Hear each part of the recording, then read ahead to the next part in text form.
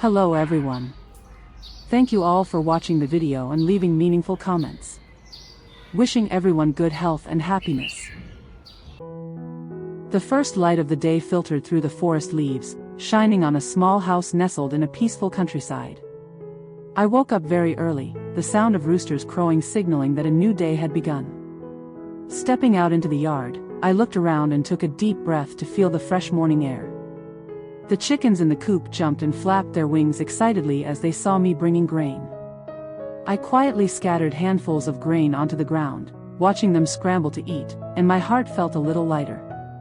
Though life is still full of hardships, these simple moments always bring me a sense of peace. After feeding the chickens, I went back inside to grab the knife I had sharpened the day before. Today was the day I needed to head to the forest to chop firewood in time to sell at the afternoon market. The knife felt firm in my hand as I walked along the small dirt path leading into the familiar forest. Each step left a mark on the damp soil still glistening with morning dew. The surroundings were serene, with only birds chirping and leaves rustling in the wind. Yet, my heart could not find peace. My thoughts kept drifting to Chung, the man I deeply love and long for. Yesterday, Chung didn't come home as usual, which left me worried. Where could he be? Did something happen to him? These questions kept swirling in my mind, refusing to let go. Chung is my sole pillar of support in this life. He always gives me a sense of safety and warmth, but his sudden absence left an unbearable void in my heart. I ventured deeper into the forest, searching for dry trees to chop firewood. The first strike of the knife echoed through the quiet space, strong and decisive. I tried to focus on my work to forget the endless thoughts running through my head. With every swing of the knife against the tree trunk, I reminded myself, I must be stronger, I must work harder to overcome all difficulties. The pile of firewood gradually grew taller, heavy but filled with hope for a better tomorrow. Sweat began soaking through my shirt even though it was still early. I sat down under the shade of a large ancient tree to rest. Sunlight filtered through the leaves, creating shimmering beams on the ground. I wiped sweat from my forehead and looked up at the deep blue sky above. My thoughts still revolved around Chung. Is he thinking about me as much as I'm thinking about him? Does he know how worried I am for him? After resting for a while, I resumed my work. The bundles of firewood grew larger and heavier, weighing down my shoulders and making each step more burdensome than ever. Yet I pushed myself to walk quickly out of the forest so I could sell the firewood at today's market. Every step carried with it hope that the money earned would help us ease some of life's struggles. As I emerged from the forest, the sun had risen higher, illuminating the dirt path leading home. I glanced back at the forest one last time before moving forward again. Deep down, I hoped that when I returned home, I would see Chung's familiar figure waiting at the door like every other day. Late in the afternoon, as I returned home after a long and tiring day, I saw Chung waiting for me at the door. In his hands was a small box of pastries, carefully wrapped. His eyes lit up when he saw me, as if all the weariness of the day had melted away. He walked toward me with a bright smile and said, "You're back. Come inside, I have something for you." I stepped into the house, feeling an unusual warmth in my heart. Chung quickly unwrapped the box of pastries and handed me each soft, delicate piece. I took one, savoring the sweetness that spread from these little treats filled with so much care and affection. As we ate, we chatted cheerfully.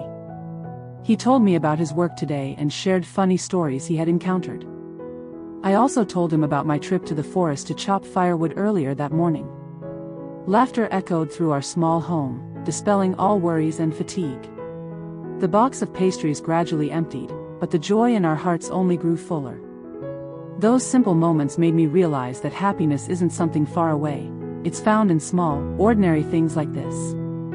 I looked at Chung with eyes full of love, feeling deeply grateful to have him by my side in this challenging life.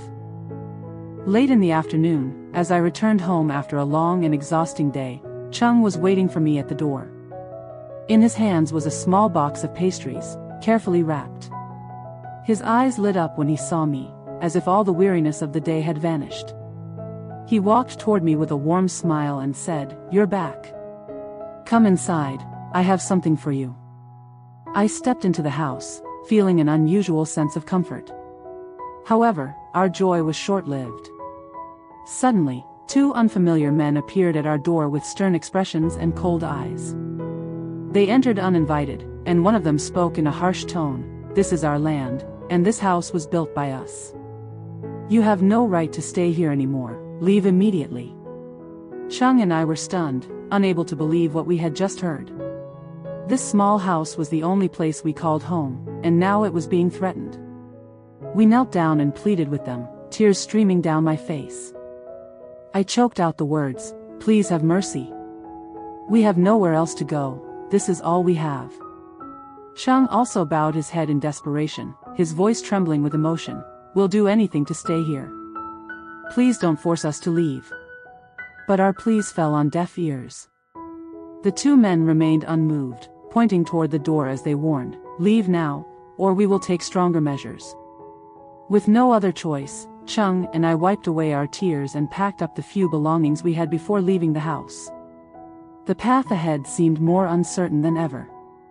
I walked in sorrow, tears falling uncontrollably with each step weighed down by immense loss. Chung walked beside me, trying to console me, "Don't cry anymore, we'll find another place. I promise to protect you." He held me tightly in his warm embrace, but my heart still felt hollow. As dusk settled in and the weak sunlight illuminated the dusty dirt road, we wandered aimlessly until finding an empty clearing in the middle of a desolate forest. Chung set down our belongings and began gathering dry branches to start a fire. The flickering flames lit up the encroaching darkness, providing a small measure of warmth amidst the cold wilderness. Sitting beside him by the firelight, I gazed into his eyes and felt his unwavering determination and boundless love. We began talking to ease our sadness. He shared plans for the future, about finding new land and starting over. Listening to him filled me with both pain and hope. Despite losing everything, having him by my side remained my greatest treasure. As night deepened into silence and the fire dwindled to glowing embers, Chung pulled me into his arms, holding me tightly as if shielding me from all life's sorrows. I leaned against his shoulder, feeling his warmth spread through the forest's chill. Under a sky full of stars and surrounded by darkness, we fell asleep together amidst nature's vast expanse. That night was long and filled with grief, but also comforted by Chung's sincere love for me. In my restless sleep, I dreamed of a brighter tomorrow, a place where we could rebuild a new home and live peacefully as we had always hoped for.